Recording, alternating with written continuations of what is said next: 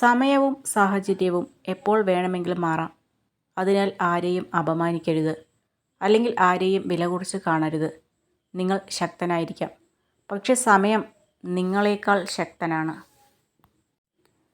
സ്നേഹിക്കുക, എന്നാൽ നിങ്ങളുടെ ഹൃദയത്തെ ദുർവിനിയോഗം ചെയ്യാൻ ആരെയും അനുവദിക്കരുത്. ചിരിച്ചു നടക്കുന്ന പലരുടെയും ജീവിതം നാം വിചാരിക്കുന്ന പോലെ അത്ര സന്തോഷം ഉള്ളതായിരിക്കില്ല. ആ ചിരിയുടെ പിന്നിൽ ആരോടും പറയാൻ പറ്റാത്ത ഒരുപാട് സങ്കടങ്ങളുണ്ടാകും.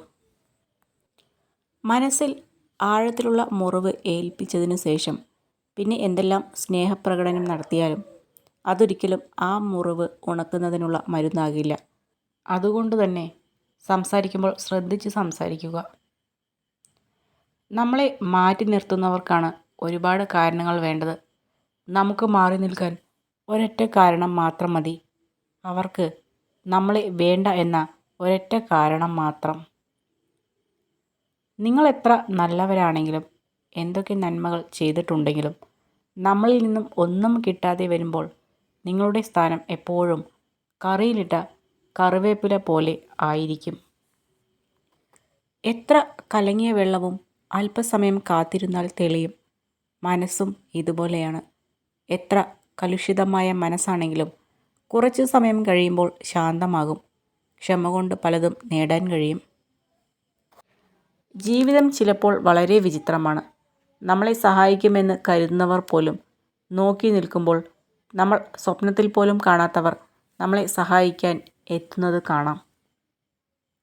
മറ്റുള്ളവരുടെ കുറ്റവും കുറവും കാണാനും പറയാനും എല്ലാവർക്കും നല്ല കഴിവാണ്. അവനവൻ്റെ ഉള്ളിലേക്ക് നോക്കി സ്വന്തം കുറ്റവും കുറവും മനസ്സിലാക്കാനുള്ള ധൈര്യമാണ് വേണ്ടത്.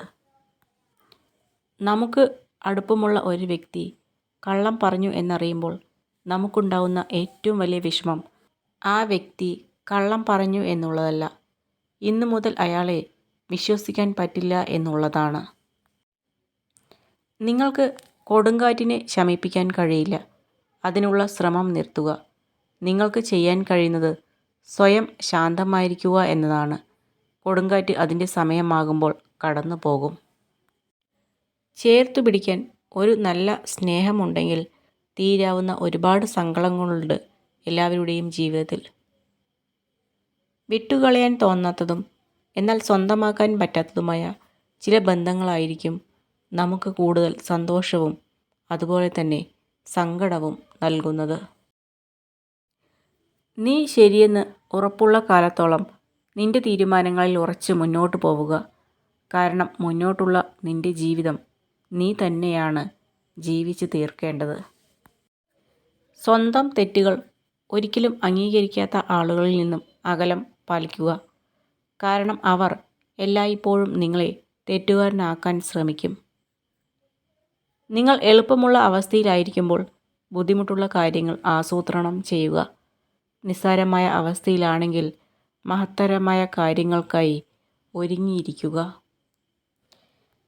നിങ്ങൾ നിങ്ങളായിരിക്കുമ്പോൾ സത്യമുണ്ട്, സൗന്ദര്യമുണ്ട്, സന്തോഷമുണ്ട്, സമാധാനമുണ്ട്.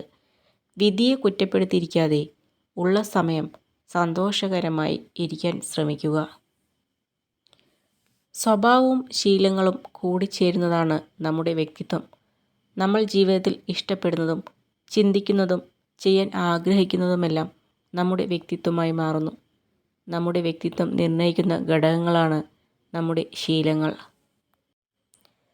കണ്ണുകൊണ്ട് കാണുന്നതിന് പകരം മനസ്സുകൊണ്ട് കണ്ടാൽ ഭംഗി ഇല്ലാത്തതായി ഒന്നും തന്നെ ഈ ലോകത്തില്ല.